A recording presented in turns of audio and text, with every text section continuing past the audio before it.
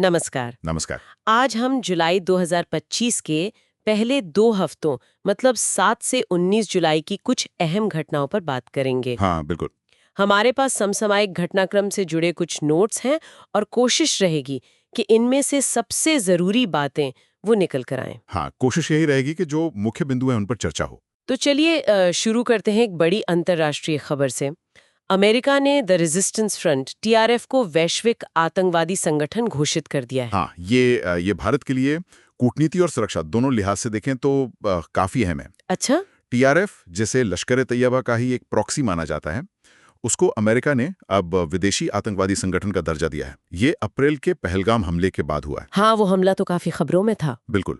तो ये कदम न सिर्फ भारत अमेरिका के बीच आतंकवाद के खिलाफ बढ़ते सहयोग को दिखाता है, बल्कि ये संयुक्त राष्ट्र जैसे मंचों पर भारत के जो लगातार प्रयास रहे हैं, हाँ, उनका भी नतीजा है। और इसमें जो संयुक्त राष्ट्र की 1267 प्रतिबंध समिति है, उसकी भूमिका महत्वपूर्ण हो जाती है। अच्छा, हाँ, वो जो प्रतिबंध लगाती है। हाँ, क्योंकि उसके तहत प्रतिबंध फिर सभी सदस्य देशों पर लागू होते हैं। समझ गई। और भारत के कूटनीतिक मोर्चे पर और भी कुछ हुआ है पड़ोसियों और ब्रिक्स के साथ? हाँ हाँ, बिल्कुल। देखिए, प्रधानमंत्री की मालदीव यात्रा हुई, नेपाल के प्रधानमंत्री के भी भारत आने की संभावना है। अच्छा। तो ये सब भारत की पड़ोसी पहले नीति को मजबूत करता है। और ब्रिक्स, ब्राजील में जो शिखर सम्मेलन हुआ? हाँ, वो भी अहम रहा। ब्रिक्स के घोषणा पत्र में पहली बार पहलगाम हमले की निंदा की गई। ये दिखाता है कि समूह में भारत का प्रभाव बढ़ रहा है। ये तो अच्छी बात है। हाँ, पर चुनौतियां भी हैं। जैसे नाटो प्रमुख ने रूस के साथ व्यापार पर भारत को एक तरह से चेतावनी दी, संभावित प्रतिबंधों की। ओह, उसका भारत ने क्या जवाब दिया? भारत ने बहुत दृढ़ता से जवाब दिया। कहा कि भाई, हमारी ऊर्जा सुरक्षा हमारे लिए सर्वोच्च प्राथमिकता है। स्पष्ट रुख। अच्छा, अब देश के भीतर आते हैं। एक बड़ा मामला न्यायपालिका से जुड़ा है, सुप्रीम कोर्ट की अपनी ही जांच प्रक्रिया पर सवाल। हाँ, ये संवैधानिक दृष्टि से बहुत ही महत्वपूर्ण मामला है। इलाहाबाद हाई कोर्ट के एक न्यायाधीश हैं, उन्होंने सुप्रीम कोर्ट की आंतरिक जांच को चुनौती दी है। किस आधार पर? उनका कहना है कि ये जांच प्रक्रिया जिसने उन्हें हटाने की सिफारिश की, वो संविधान इतर तंत्र है। मतलब संविधान में इसका सीधा जिक्र नहीं है। अच्छा। और ये अनुच्छेद 124 के तहत न्यायाधीशों को हटाने के संसद के अधिकार का हनन है। ओ, तो ये तो बड़ा गंभीर सवाल है। न्यायिक स्वतंत्रता, शक्तियों का पृथक्करण। बिल्कुल। और न्यायपालिका के अंदर जवाबदेही कैसे तय हो, इस पर भी ये सवाल उठाता है। प्रक्रियाओं पर सवाल सिर्फ यहाँ नहीं, बिहार में मतदाता सूची को लेकर भी कुछ चल रहा है। हाँ, सुप्रीम कोर्ट में कुछ याचिकाएं आई हैं, वो बिहार में मतदाता सूची के विशेष गहन पुनरीक्षण को चुनौती दे रही हैं। चिंता है कि कई लोगों का वोट देने का अधिकार प्रभावित न हो।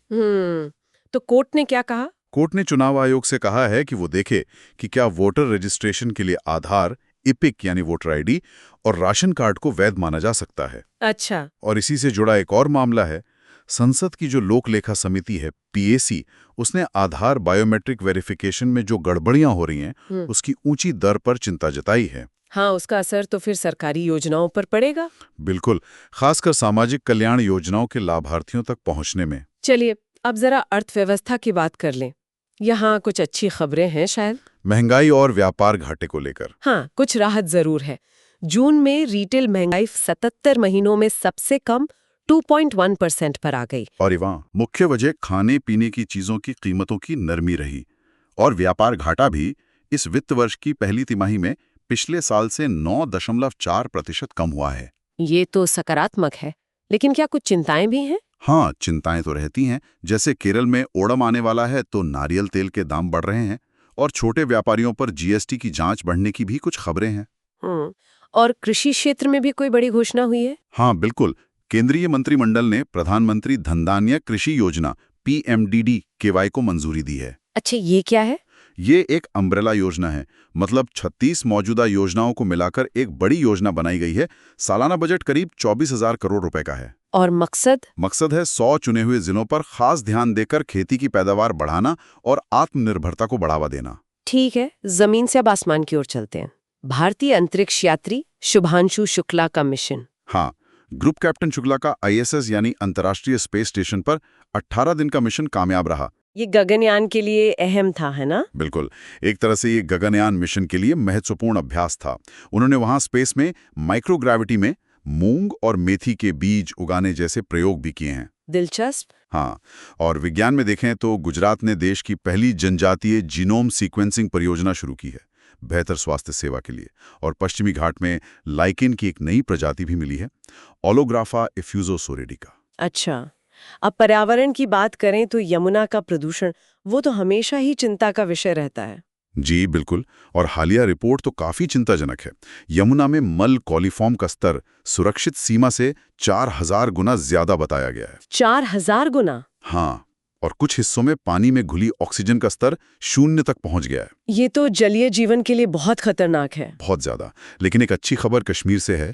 संरक्षण के प्रयासों के बाद वुलर झील में 30 साल बाद कमल खिले हैं। अरे वाह, ये तो बहुत अच्छी बात है। हाँ, एक सकारात्मक संकेत।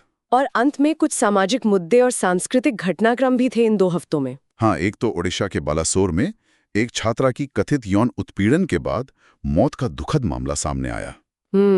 इसने कार्यस्थल पर यौन उत्पीड़न रोकथाम अधिनियम यानी पॉश एक्ट 2013 के कार्यान्वयन पर गंभीर सवाल खड़े किए हैं। खासकर जो संस्थान की आंतरिक शिकायत समिति होती है, आईसीसी, उसकी निष्क्रियता पर। ये तो बहुत गंभीर है। बिल्कुल।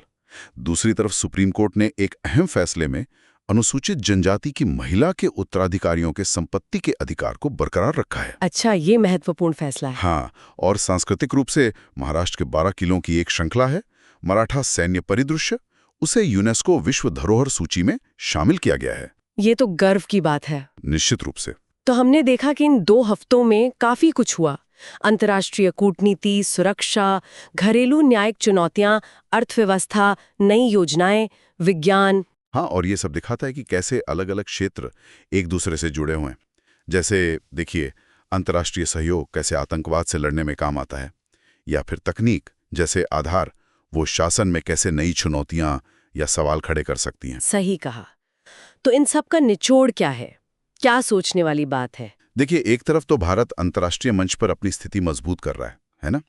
जैसे ITF पर कार्रवाई हुई या ब्रिक्स में प्रभाव बढ़ा। हाँ। लेकिन वहीं दूसरी तरफ देश के अंदर जो संस्थागत प्रक्रियाएं हैं, जैसे न्यायिक जांच हुई या पॉश कानून का अमल, उन पर गंभीर सवाल भी उठ रहे हैं। तो इन दोनों के बीच संतुलन कैसे बनता है, ये आगे देखने वाली बात होगी। कैसे हम बाहरी दुनिया में अपनी जगह बना रहे हैं और साथ ही अपने आंतरिक तंत्र को मजबूत और जवाबदेह बना रहे हैं। बिल्कुल, ये संतुलन साधना ही सबसे बड़ी चुनौती है शायद। इस पर सोचना जरूरी है।